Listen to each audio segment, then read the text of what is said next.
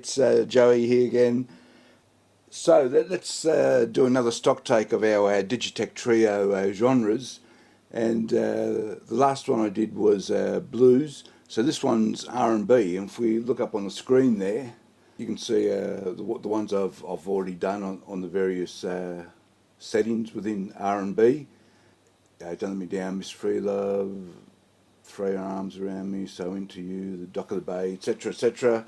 Now you'll see there's a gap for number 4, which is described as a smooth jazzy soul.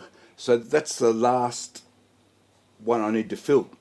Now, interestingly, this number 4, the interesting fact about this one is, normally you have a song idea and you go looking for the genre that might fit the song and you go from there.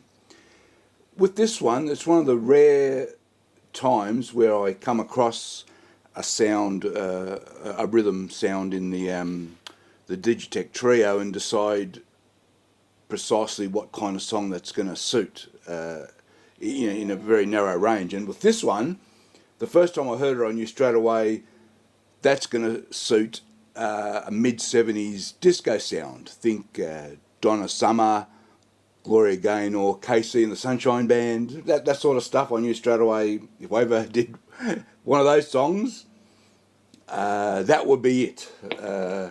And of course, that's why it has stayed empty to this day, because I've never done any mid-70s disco song. As it happens, a friend of ours was wanting to record a song that's not a mid-70s disco song. It's actually a very famous song released late 1979 that uses that classic disco beat. Especially the drums use that disco beat. Very, very, very famous song from a famous rock band of the 70s. And I thought straight away, oh, yes, let's try it out for that song. I'm not going to tell you which song it is, but you'll guess it within a split second, I promise. As it happens, the schoolmate of ours decided not to do the song and chose another one, which is fine. But I still thought I wanted to do this little experiment. So what we're going to do is see if I can create a nice backing track for that very famous song that I'm not going to name. You'll have to guess it. Well, that's what I'm going to do now. So let's go from scratch. So I've got my Digitech Trio ready to go. I've chosen R&B setting number 4, which is the one we want to use. Hopefully my guitar's still in tune. And let's get a metronome going on my Guitar Pro. You probably don't hear the metronome doesn't come through the mic, but I can hear it come through a speaker here to my left. So I'm just using a video mic for the purpose of this. I've got the Digitech Trio coming through a little bass amp to my right, and I've got the guitar coming through my Blues Junior here on my left, and I've got the Digitech Trio armed, ready to go. So the first phase is obviously to teach the Digitech Trio the chord pattern. In this case it's just one chord. I'm going to do it for 4 bars.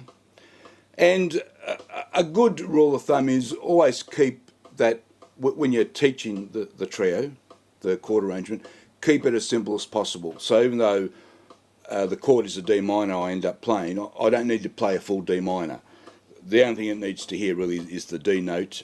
Maybe the A, the first and the fifth of the chord, and that's really all it needs to create what will be the drum beat that I'm looking for, and a very simple bass line, which is neither here or there for our purposes. So let's go. 4 bars I need.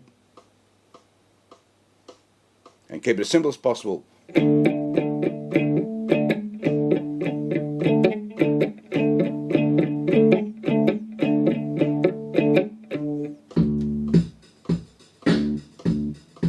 I'll turn the metronome off.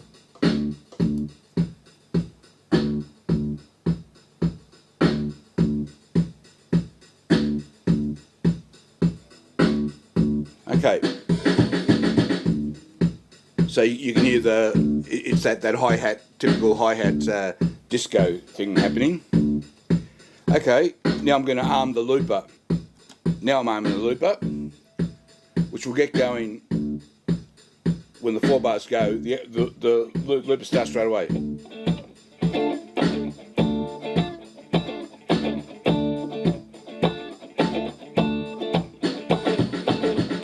So the first phase of the looper is to just record those 4 bars that I've started with. I can then put the looper back on again and I can overdub what I've just done, which is a good thing to do first time. Get that slightly thicker, smoother sound.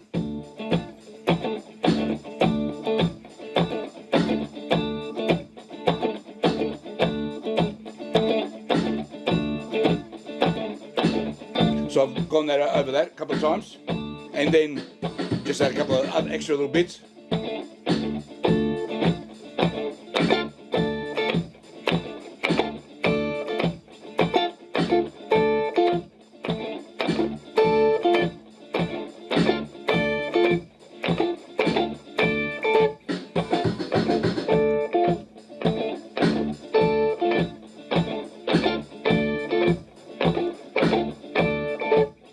Okay,